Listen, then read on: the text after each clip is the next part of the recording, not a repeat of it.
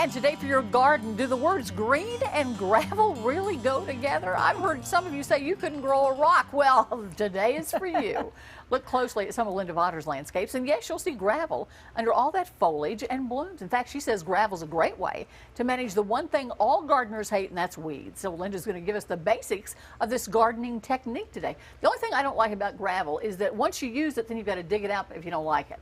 Well, first of all, let's dispel, I think, what most of us think about gravel gardens. We think Yes. of that ugly xeriscaping that has nothing but, say, yucca and cactus. Oh, true. And gravel gardens have kind of evolved. And what I love about them is that you can fit them into almost any kind of garden style. So if you have contemporary garden, an English garden style like mine, Right. a prairie garden, there are ways that you can incorporate the elements of it into any style of gardening.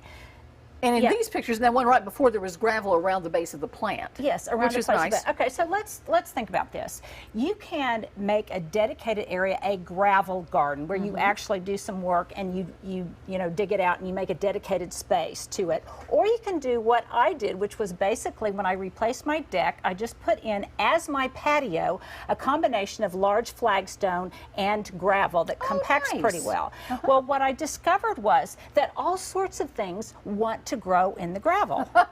Things that I could not get to grow in the most fertile of soil, or seeds would not germinate in the most fertile of soil, would happily germinate and grow in gravel. Why?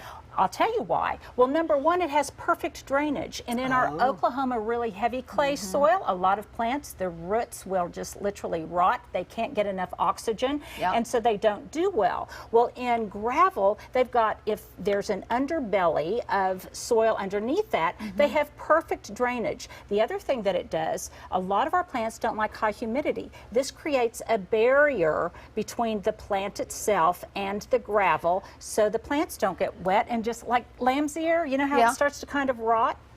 But that must only be good for certain plants. Not necessarily. Really? So here's a trick. Somebody was asking me, she was having trouble getting larkspur, which is a I do love quintessential that. cottage garden plant that you don't really Yeah. think of as a gravel garden type of flower. And she said, I have so much trouble getting it to germinate.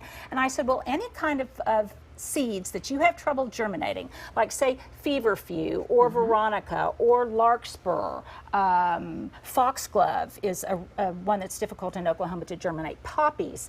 If you sprinkle that seed in gravel, it falls into the little nooks and crevices between the Really? pebbles, where it stays moist, it stays warm in really cold temperatures, it protects them, and they will germinate like this columbine. Yeah. At that point, you can let it grow in the gravel where it probably won't mature to as large a stage as it would elsewhere, or you can then transplant where you want it to be. Well, that's handy. So that's handy. So it's basically a twofer. But definitely, I can tell you, gravel gardening is the wave of the future. It's drought tolerant, it's relatively maintenance free, and there are ways to get around some of the things, some of the issues you have with She it. can make even rocks look good, can't you? Now, you can follow Linda Vatter on Instagram or on her blog, lindavatter.com.